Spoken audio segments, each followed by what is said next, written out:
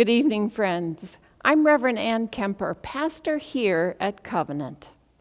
Tonight, Erica Gongloff is reading a book called Boundless Grace. This is a sequel to a book, Amazing Grace, which we read to you several months ago.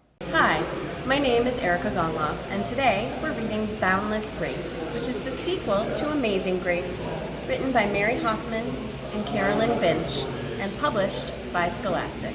Boundless Grace. Grace lived with her ma and her nana and a cat called Pawpaw. Next to her family, what Grace liked best was stories. Some she knew and some she made up. She was particularly interested in ones about fathers because she didn't have one. "You do too have a father," her ma said when she caught Grace talking that way. "I must have told you 100 times about how we split up and your papa went back to Africa. He has another family now, but he's still your father even though he doesn't live with us anymore." Well, that wasn't Grace's idea of a father. She wanted one like Beauty's, who brought her roses from the beast's garden in spite of the dangers. Not one she hadn't seen since she was very little and only knew from letters and photographs. And in her school reading books, Grace saw that all the families had a mother and a father, a boy and a girl, and a dog and a cat. "Our family's not right," she told Nana. "We need a father and a brother and a dog." "Well," said Nana, "I'm not sure how Pawpaw would feel about a dog. And what about me? Are there any Nanas in your school books?" Grace shook her head. "Do I have to go then?" asked Nana. "Of course not," Grace said, hugging her back. Nana hugged her back. "A family with you in it is a real family," she said. "Families are what you make them." Then, one day, when Grace got home from school, she saw a letter on the table with a crocodile stamp on it. Grace knew it must be from Papa, but it wasn't Christmas or her birthday. "Guess what?" Ma said. "Your Papa sent the money for 2 tickets to visit him in Africa for your spring vacation. Nana says she'll go with you if you want. What do you say?" But Grace was speechless. She had made up so many fathers for herself, she had forgotten what the real one was like.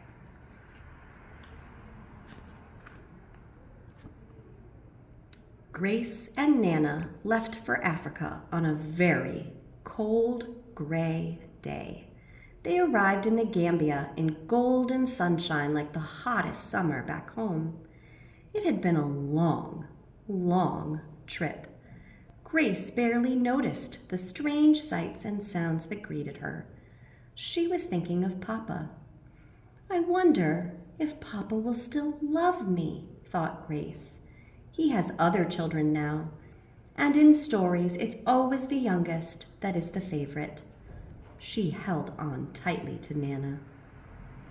Outside the airport was a man who looked a little like Papa's photo.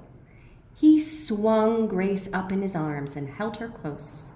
Grace buried her nose in his shirt and thought, "I do remember." In the car, she started to notice how different everything seemed. There were sheep wandering along the roadsides and people selling watermelons under the trees.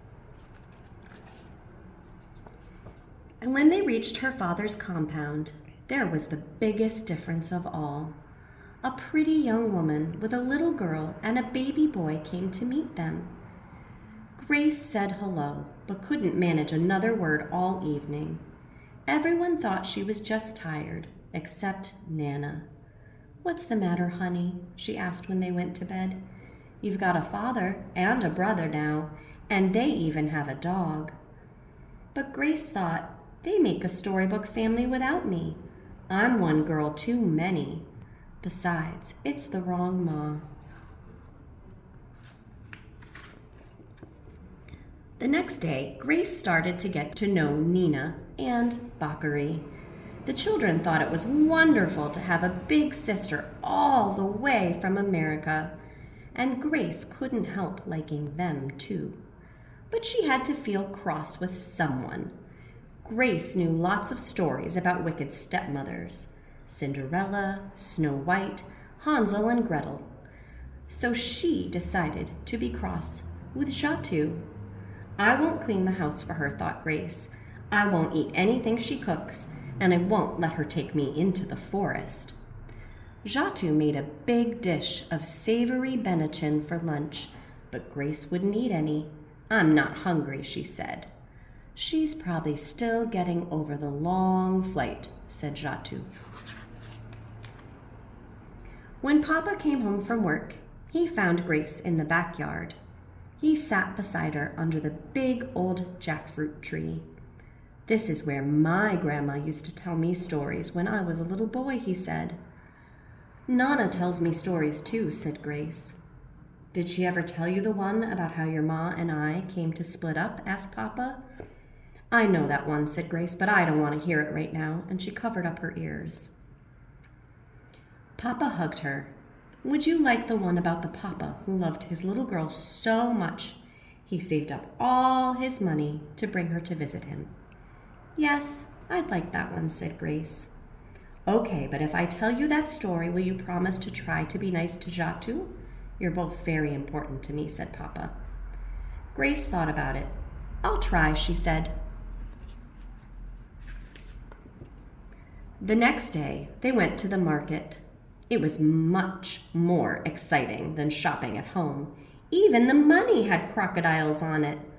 Lots of women carried their shopping on their head. Then they went to a stall that was like stepping inside a rainbow. There was cloth with crocodiles and elephants on it, and cloth with patterns made from pebbles and shells, and so many colors. We can choose cloth for Grace's first African dress, said Papa. Grace and Nana spent a long time choosing. No one was in a hurry. The days of Grace's visit flew by. She played in the ocean with her brother and sister, and she told them a bedtime story every night.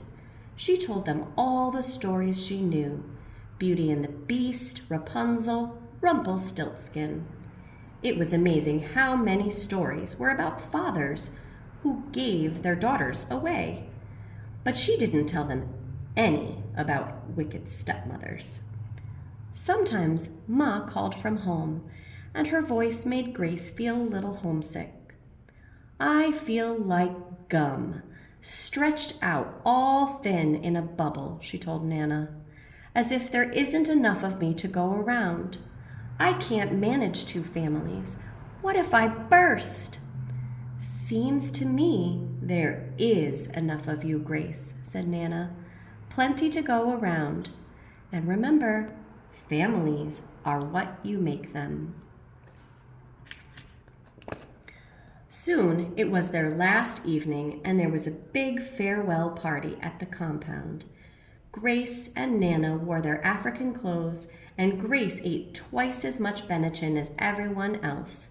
Now you really might burst, said Nana.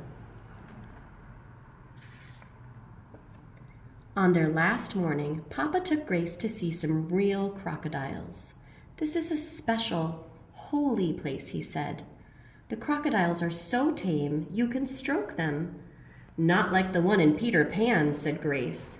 No, these are so special. You can make a wish on them, said Papa.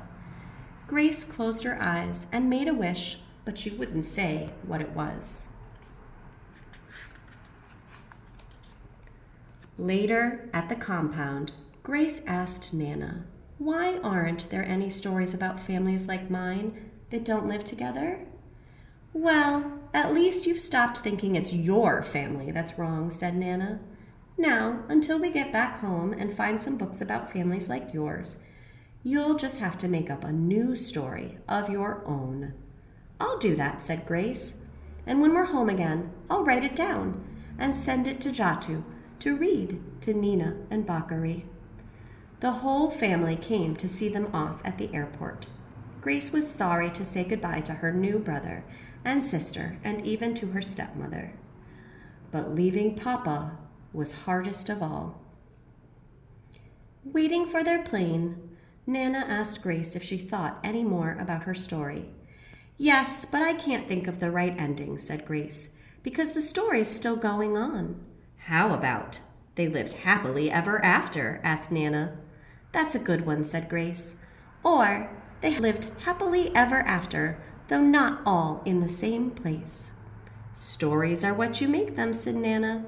"Just like families," said Grace. Thank you, Erica, for reading this ongoing story about how a little girl opens her heart to boundless grace. Please pray with me. Gracious God, help us to all learn a lesson from grace, to love with understanding and boundless grace. Amen. Join us again next week for another edition of Reading on the Rock. Good night.